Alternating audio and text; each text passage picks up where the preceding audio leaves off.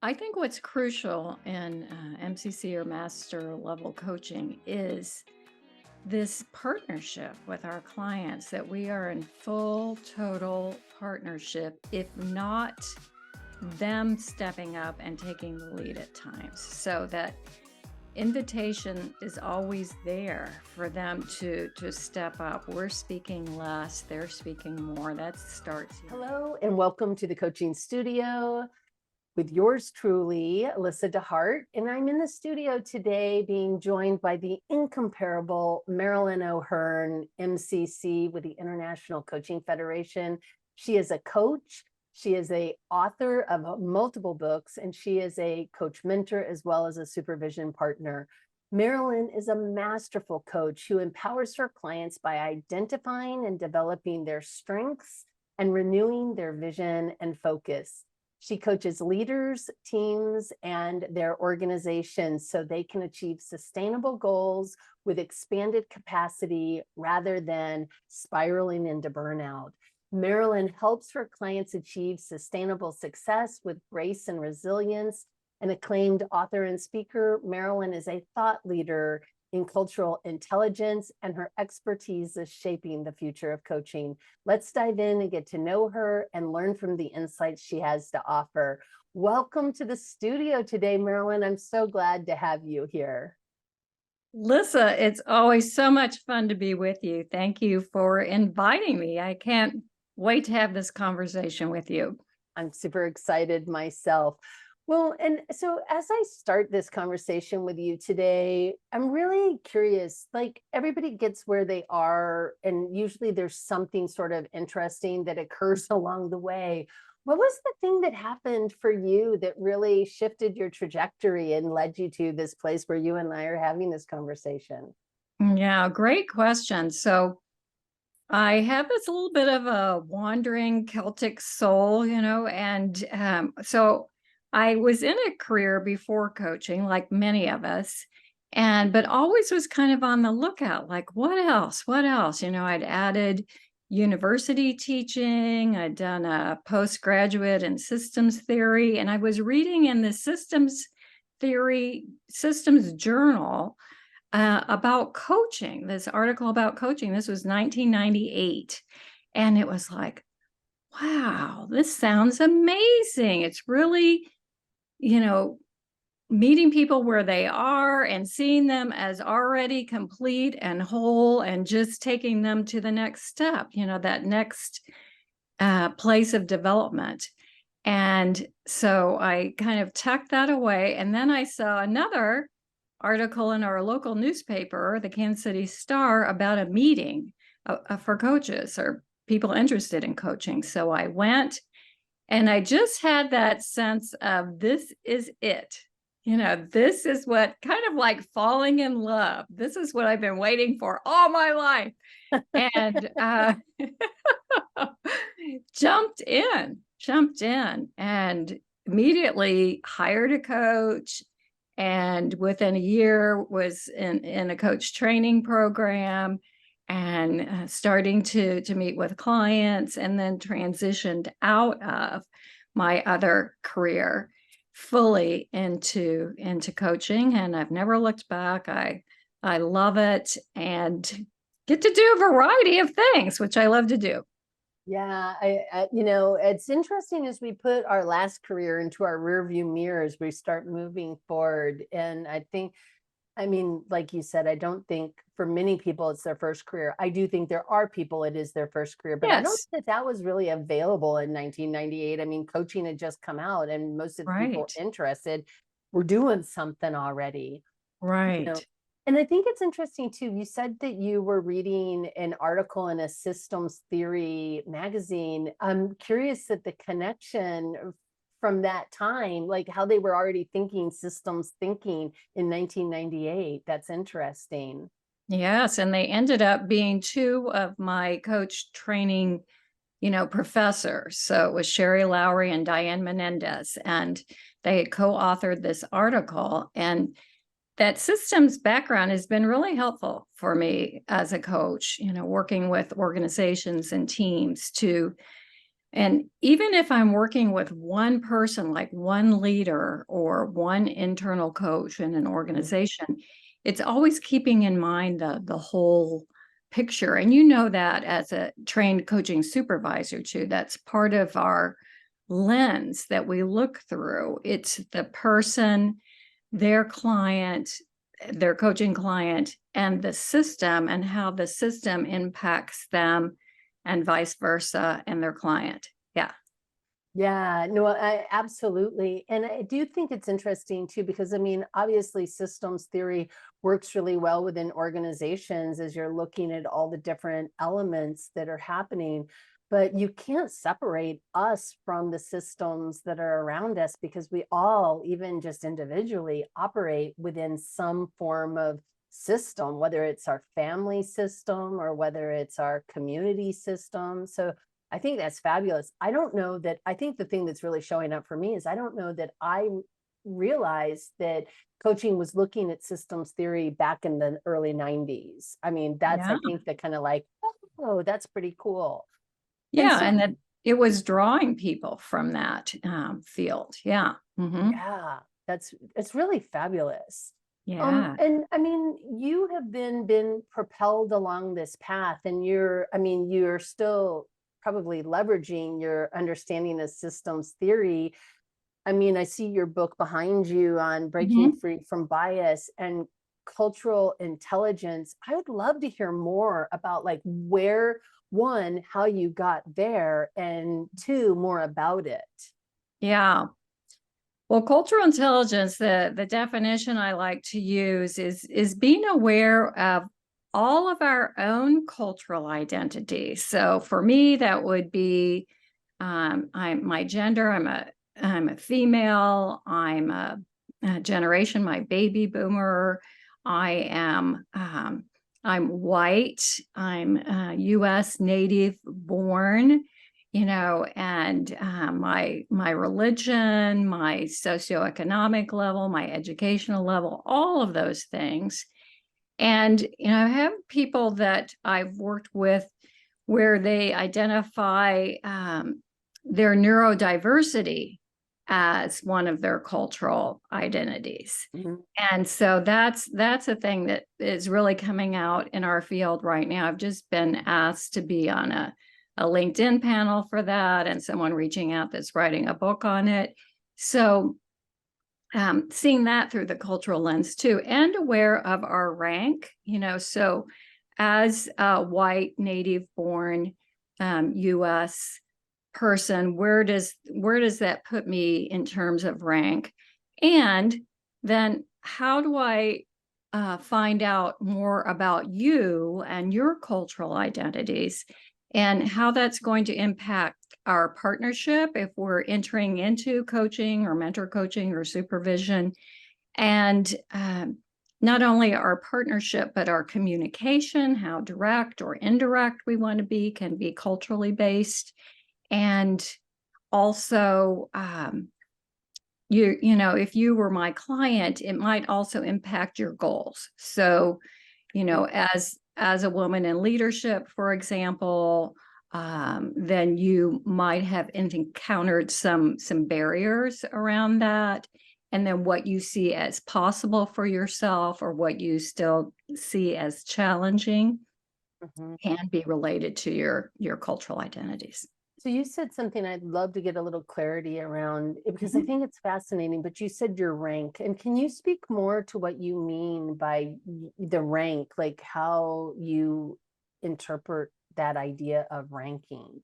Yes, and this relates to my book on bias, and realizing as a 9-year-old that people weren't all treated the same. As a 9-year-old, you want everything to be fair, right? Do you remember that? Yes. And I think I also thought the way that I live is the way everybody lives. I think Yeah, there was a bit of that also. yeah, yeah. And my parents, I'm so thankful. This was unusual at the time. Had friends, and our holiday tables were open to people of different ethnicities, nationalities, marital status, religion, and race. Even we had a couple that got married, friends of my parents when I was little, in our home on the Kansas side of the Kansas City state line because it was still illegal in Missouri. And yeah, and took me to an African-American family's home for dinner that was across town, surrounded by a barbed wire fence, this barking German Shepherd dog. And I was like, why are you, why do you have the barbed wire fence and the barking German Shepherd dog? I'd never seen anyone's home with a barbed wire fence around it. And they said, well, we don't feel safe living in our neighborhood. And I said, well, why don't you live in our neighborhood then? And they said, well, Safer necessarily. We can't live Yeah. in your neighborhood. Yeah, I mean, the housing deeds said that, it was just amazing. So that ages me. So Yeah, but I do think it's really important is that recognition of those differences, and rank isn't like better or worse. It's just, this is the things that I'm used to. yeah, And this is just, and being mindful and aware that not everybody has that same experience. that's right. You Mm. also said something else, which was neurodiversity and that becoming a cultural identity. Could you talk more about that? Because I'm a neurodiverse person, and so I'm really curious about this. Yeah, that's I had someone go through the mentor coaching program, specifically stepped out of the ADHD coaching realm because they wanted to approach it in a different community and with a different lens of seeing this as one of our cultural identities rather than I am neurodiverse, I am ADHD. This is part of who I am. This is one of my cultural identities. Right. But I think it was also really affirming for them to consider, as we look at our clients as being creative, resourceful, and whole, that if you are ADHD, if you have learning disabilities, if you're somewhere on the spectrum, you still are creative, resourceful, and whole. Your speech pattern may be a little bit different. You may communicate a little bit differently. That's all part of finding out about you, your cultural identities, and how we're going to work best together. Mm-hmm. Yeah, no, I think that is so crucial because it really speaks also to that coaching mindset of flexibility, and also, different learning styles. And Yes. even if somebody isn't neurodiverse, they're like whatever neuronormative is. Is there normative? Whoever that person is anybody normal? I think everybody has still their preferences on how they best learn. Some people learn better by reading. Some people learn better by listening. Some people learn better by highlighting every single sentence as they go through a document. Some people do better with, I don't know, a lecture. I just think it's really interesting. And as we're trying to be more mindfully aware of the fact that there's just so much diversity, and to your point, it's we may belong to 3, 4, 10, 20 different identities, not just one, right? Absolutely. Intersectionality. Yeah, that we have multiple cultural identities and that shape us and our communication and learning. Yes. So as you're working on breaking free from biases, I assume, I'm making an assumption here, please correct me if I'm wrong, but there's that piece of the inside work that you're doing that's starting to inform your focus and inform where your passion is.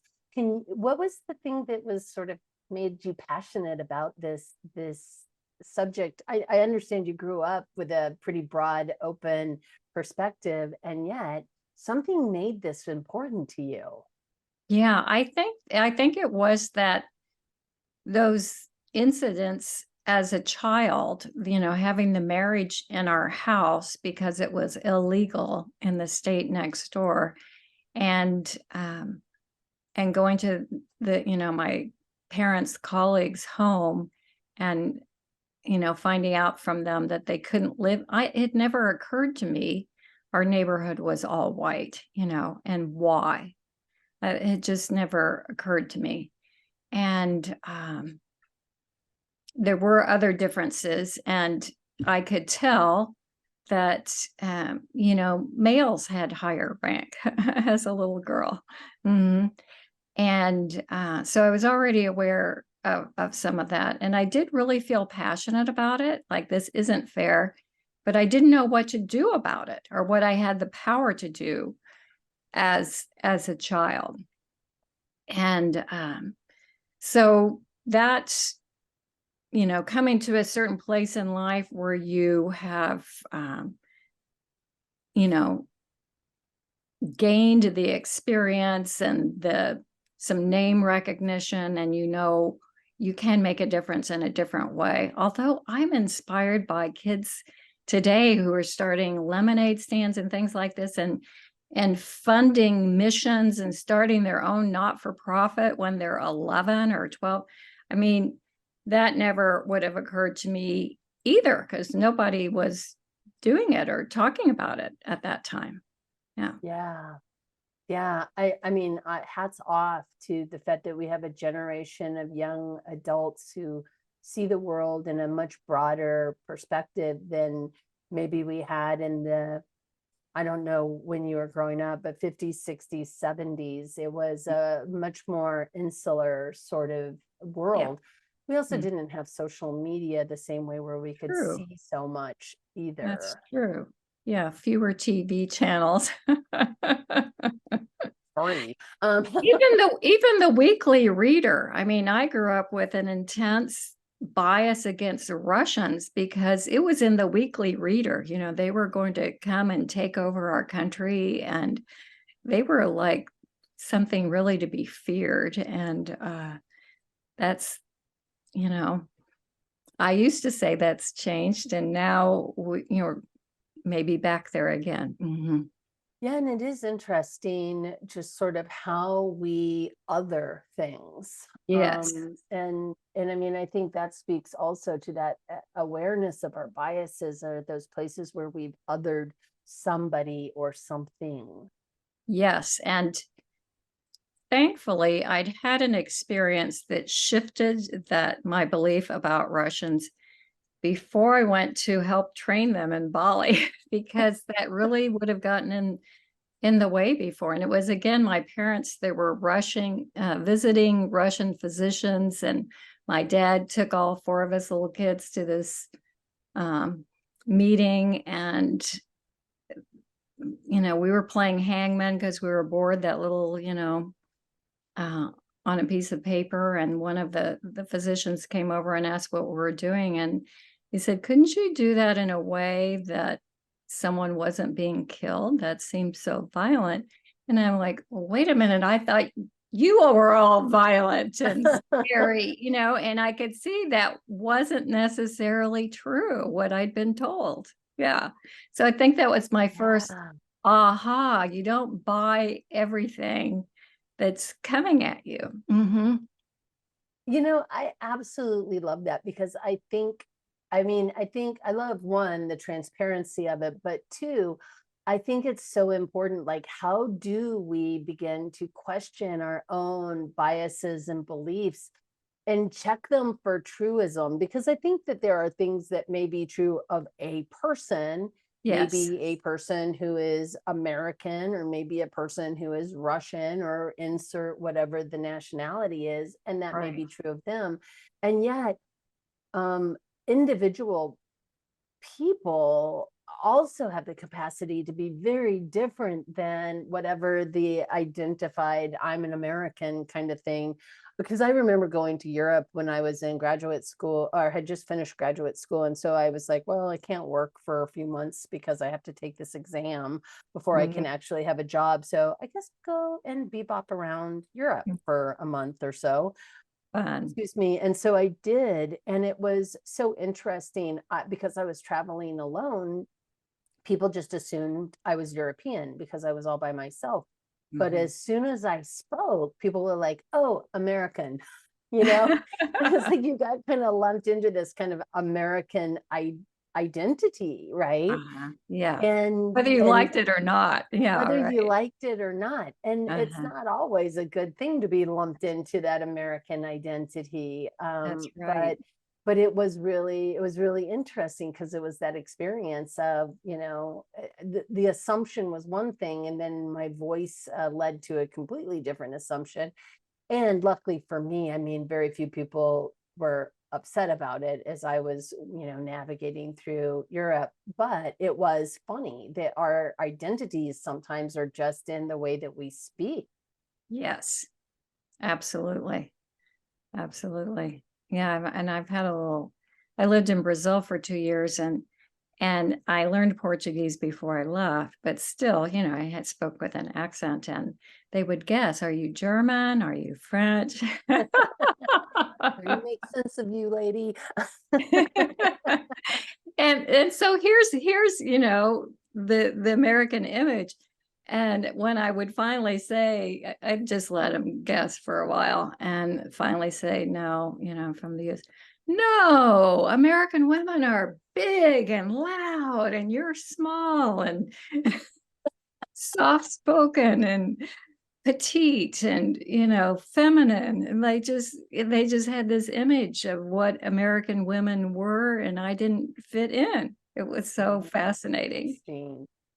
Assumptions are everywhere too. I mean, I think it's Yeah, part of the human condition, right? I mean, it this isn't is. like a particular cultural or gender or national identity. This is just human beings make a lot of assumptions about a lot of things. Yeah. As you were going on this journey, and I know you have your MCC because you and I think first met when I was working with ICF Washington State, and I was Yes. talking you into coming and doing a presentation for our chapter. So that was back in like 2016 or something like that. Been a while. It's been Yeah. a day. Yeah, it's been a Yeah. minute. What has been sort of your learning because you were an MCC then, so you've been an MCC for a pretty long time. What has been your learning about this idea of MCC coach? Because I think a lot of the listeners are coaches who are on a journey. Whether they Mhm. want their MCC or not is irrelevant to, I think, the desire to coach better and with more mastery.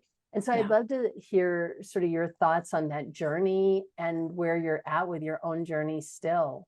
Mhm. Yeah, for me, and I've been in MCC since 2005. So I just missed the grandfathering. I came into the field in 98. And so there were a group of coaches that created the credentials and then grandfathered themselves into MCC level. And I had just missed that. And it was like, oh, but I'm sure it was good for me to go through, all the training and the experience after that. I think what's crucial in MCC or master level coaching is this partnership with our clients, that we are in full, total partnership, if not them stepping up and taking the lead at times, so that invitation is always there for them to step up. We're speaking less, they're speaking more. That starts, even at PCC level.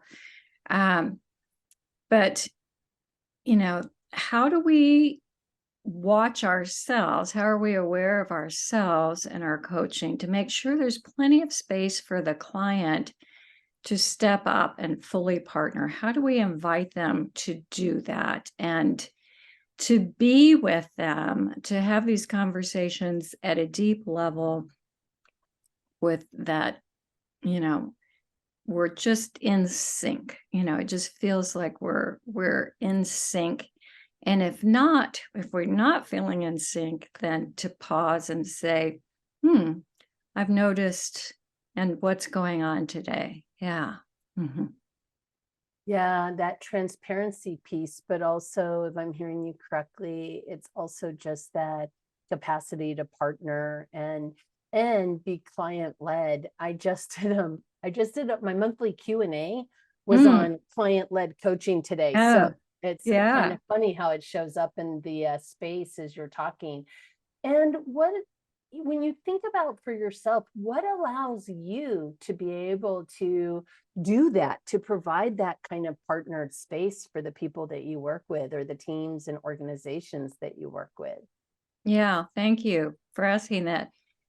I think that spaciousness is a key word for me, and having lived and worked in different cultures and working with people around the world, now that in certain parts of the world that spaciousness is even more valued and expected, and that you don't have to be talking all of the time to be in conversation.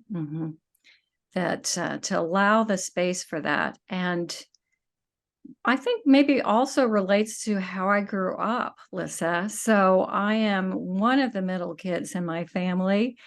I had an older sister who talked a lot and was like constantly interrupting me. And so I don't like that when people do that to me.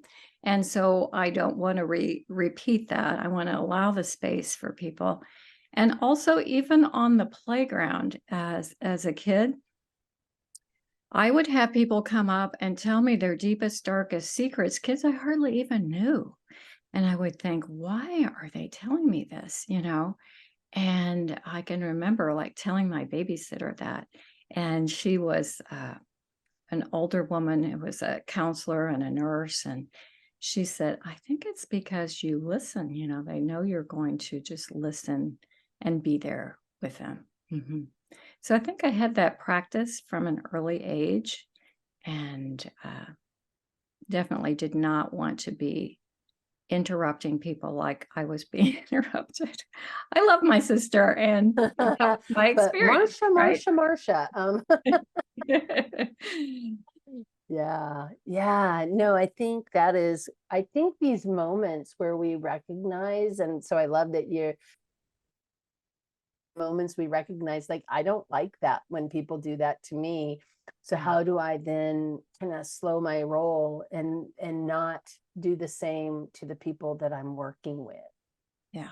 And I think probably it's true that every single human being has some sort of formative experience like that, whether it's being told what to do, whether it's being interrupted, whether it's being told how they feel. That's one of the ones for me that's sort of one of those trigger buttons, is when people tell me what my feelings are.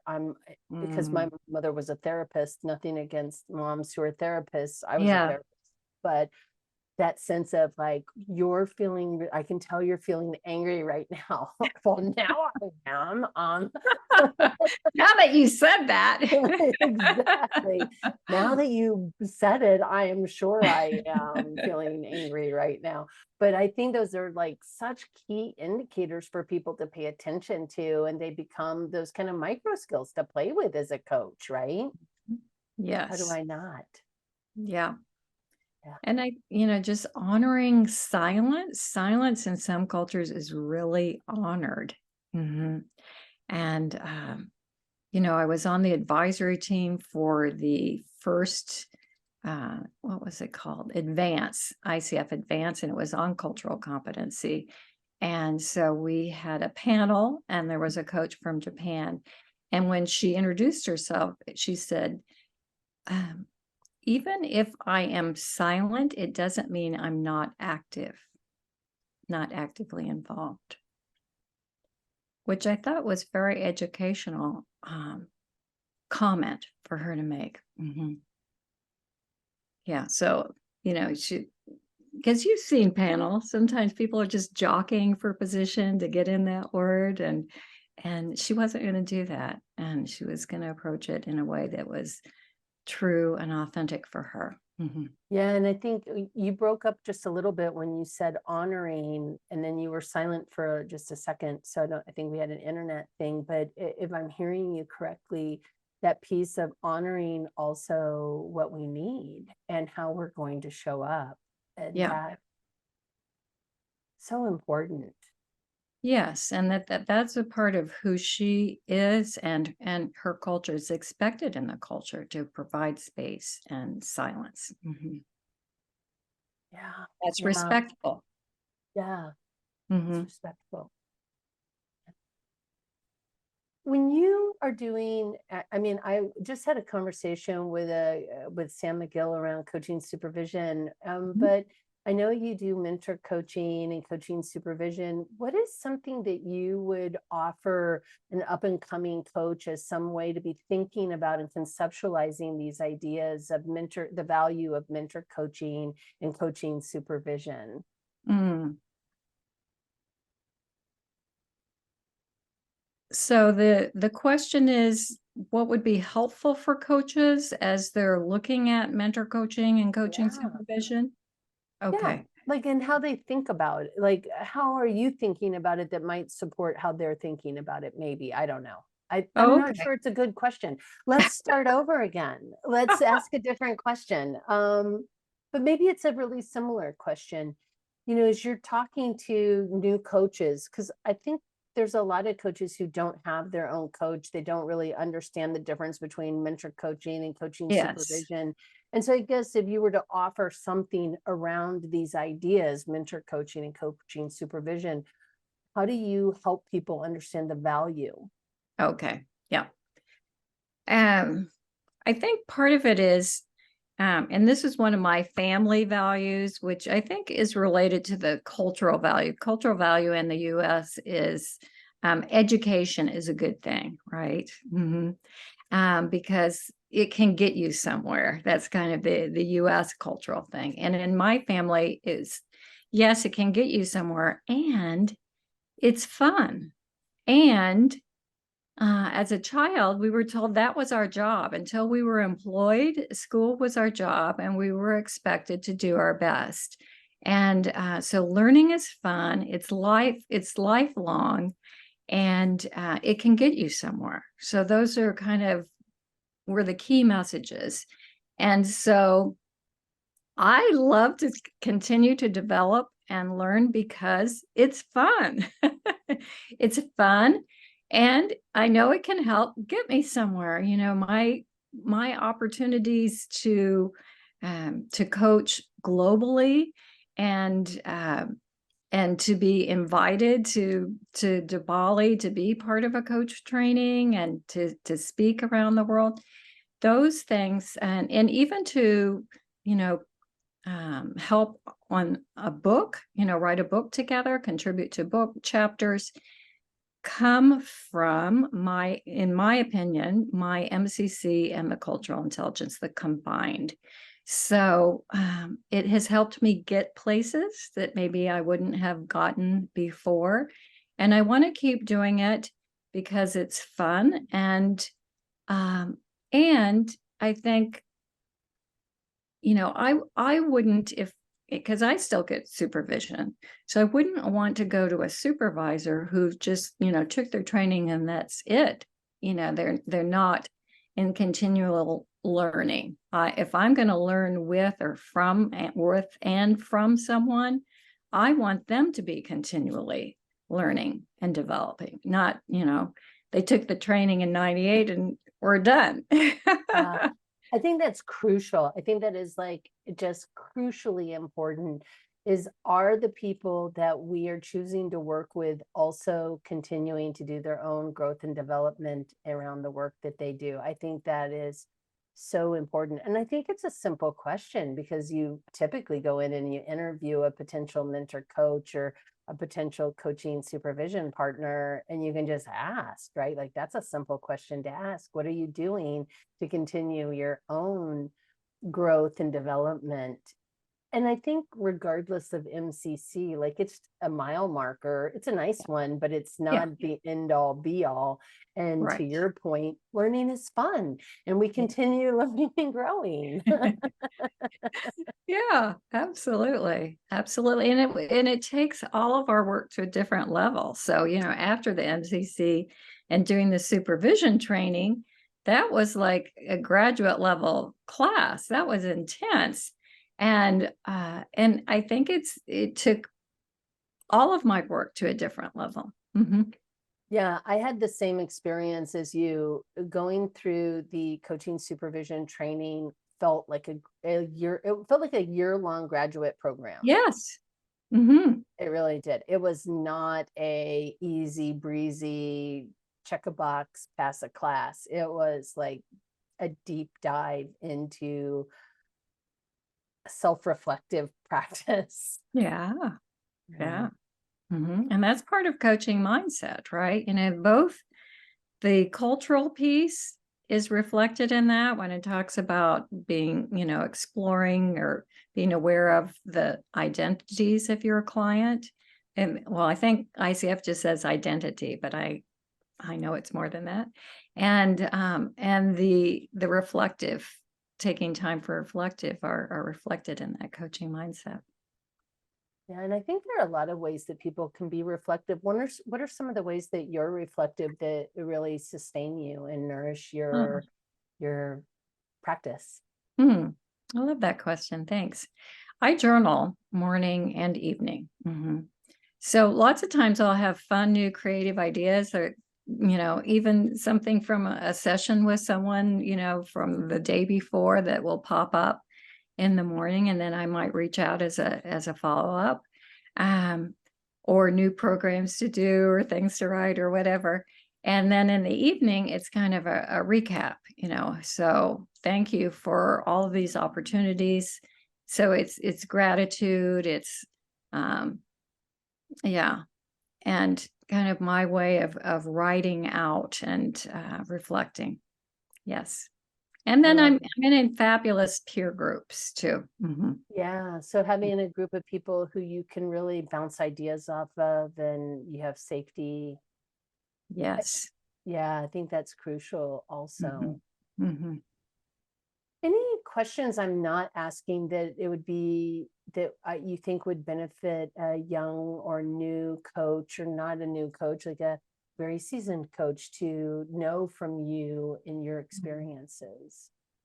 Well, you've heard from me, the importance of cultural intelligence. I'm big on that. And that was really why I was invited to run for the ICF board, global board, and served there for 6 years. And then the follow-up on the advanced cultural competency event and the ACTO, Association of Coach Training Organizations board. So that, and the importance of ongoing learning and development. But something probably I wish I would have had more of in coach training, and it took me longer than it should have, was the marketing aspect. So, in 98, it was Thomas Leonard and the attraction principles, and you just put it out there and people are going to come. Which, yes, there's something to having, total alignment within yourself, doing your own work, and that will contribute towards building your business. But I didn't know the basic, because I didn't have the business marketing background to know at that time you needed to have 7 reach outs before someone said yes. That was the statistic at the time. Now it's higher. And so I was just saying, oh yeah, I'm in coaching now, and expecting everyone would just be knocking on my door and calling me up. Yeah. Knocking there. And that was something I was helpful for me to get more education and help with, because that wasn't a strong suit for me going in. And as you say that, the thing that's really showing up for me too is the not personalizing anything. Like if you get a no, okay, that's fine. That's good. Yeah. I'll be asking again soon. I'll be back to see you later. Like not taking any of that personally. But Right. I mean, to your point, what worked in 1990 is a very different thing today, because it maybe took 7 touch points in the 90s and 2000s. I mean, I don't know what the number is now, but I mean, we're so it's 12. 12. Yeah. So I think it may be 12.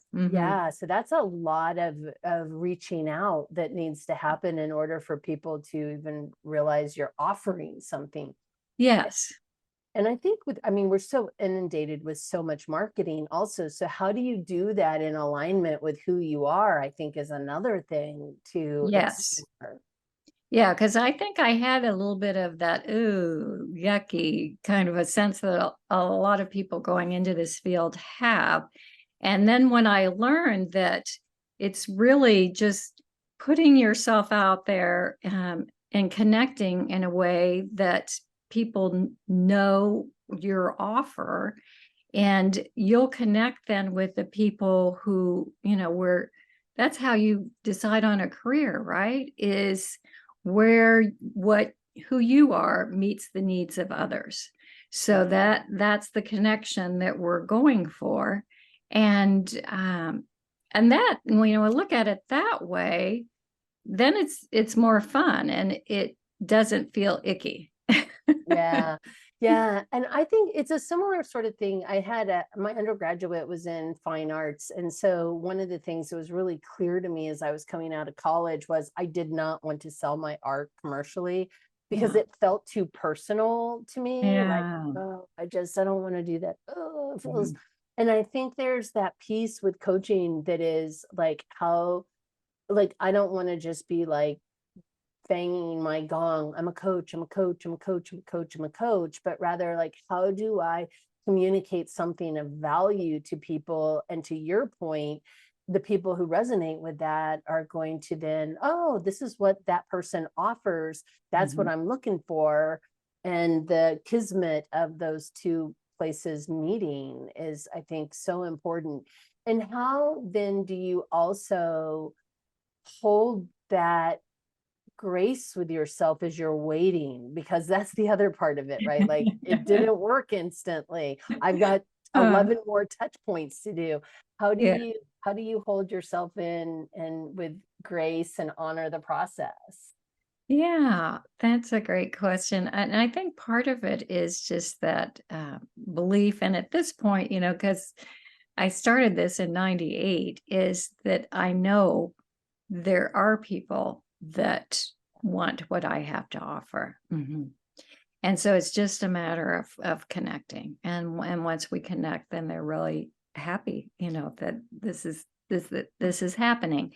And for some, and you've probably run into this maybe also in mentoring or supervision, it's like, yes, I remember you from 3 years ago. Now I'm ready. Mhm.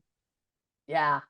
So part of it is readiness, and so that's nothing to be taken personally by us, right? They just weren't ready then, and now they are, and um, but knowing that for me, my career is like a calling. It's spiritually aligned for me. And so it's not just I've decided to do this because I want to make X amount of dollars. That's never been the focus. It's this is who I am and how I show up as a coach and a mentor coach and a supervisor and an author, um, is why I'm here, so that people can unlock all potential. They can unlock their potential and live in prosperity and peace. That's my vision. So the coaching is the vehicle for that to happen, and it's aligned within me. Mhm. Yeah, I think that's so crucial. It honestly makes me think back to something that we started with, which was this idea of burnout. And I'm Mhm. curious what the connection between having that alignment and not burnout is, or speaking just to like, how do we support ourselves not to fall into the trap of burnout, maybe is the better question. Yeah. Well, that's a great question. And I think a good one, because a lot of us home office. And so then having that division, okay, my workday is over and I'm going to set it aside. And I have Sundays where I'm not on the internet. If you try and reach me, I will not answer because I'm not looking at email or text or um, answering the phone. That's my internet-free Sabbath and a day to rest and renew and mostly be by myself. And I'm an extrovert, but maybe just a few close people, but otherwise it's a quiet, renewing day. And my first workbook was Renewing Your Spirit, and I've done retreats on that, and I'm going back to retreats starting next summer. And I think that's an important part of life as life gets more and more, VUCA, volatile, uncertain, complex, ambiguous.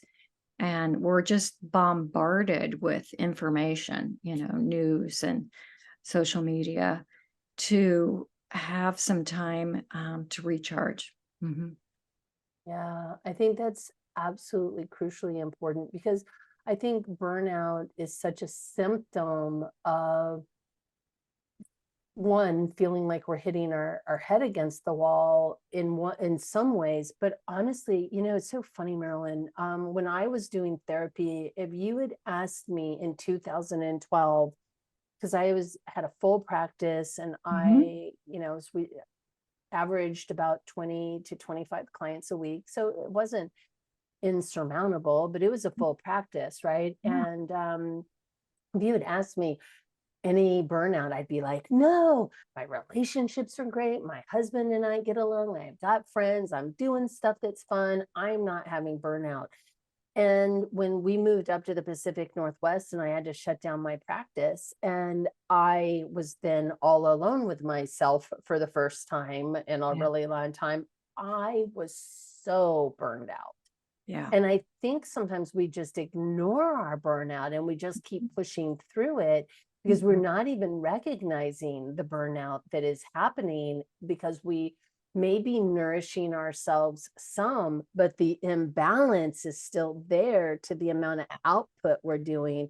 And to your point, working Monday, Tuesday, Wednesday, Thursday, Friday, Saturday, Sunday. I work from 8:30 until 8:30. I mean, and working in really difficult situations on top of it, and not finding that way to recapture our energy. So I really appreciate you bringing that up, because I think it's crucial that burnout happens. Yeah.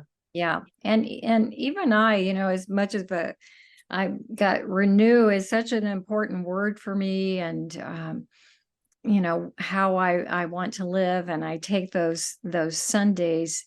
Still, I've gone on retreats before thinking, oh yeah, that sounds good, I'll do it. I don't really need it. Not me. And then I go and it's like, oh yeah. I needed it maybe a little bit more than I thought. Yeah.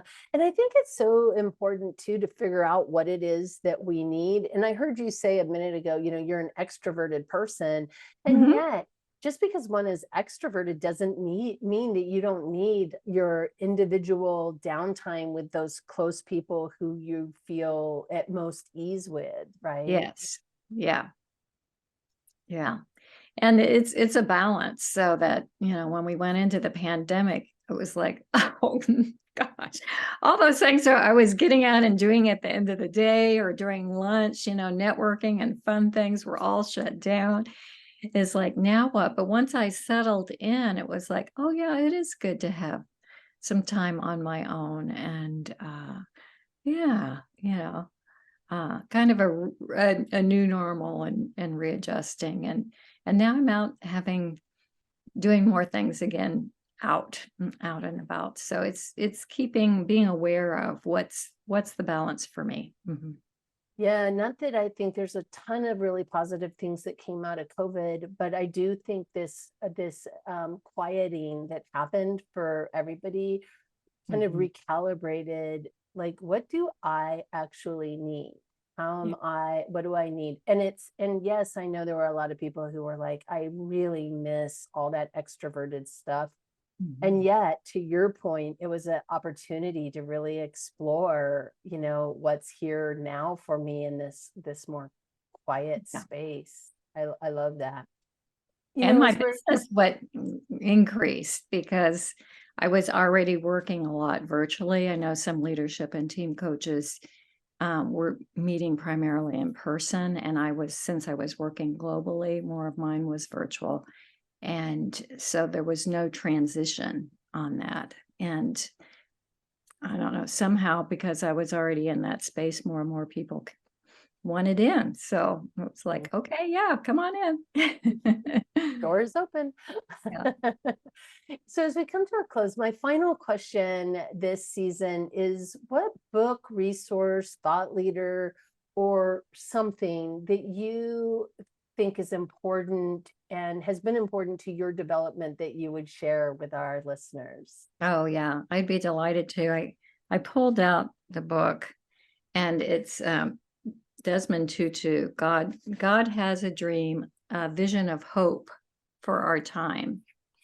And so having a vision and having hope when we're in that VUCA swirl, and how he did that, Bishop Tutu, in terms of being an advocate for moving away from apartheid in South Africa, and then serving on the Truth and Reconciliation Committee, the head of that. So all that heavy stuff that he experienced and went through and stepped up to in terms of his leadership, in the midst of having a clear vision and hope.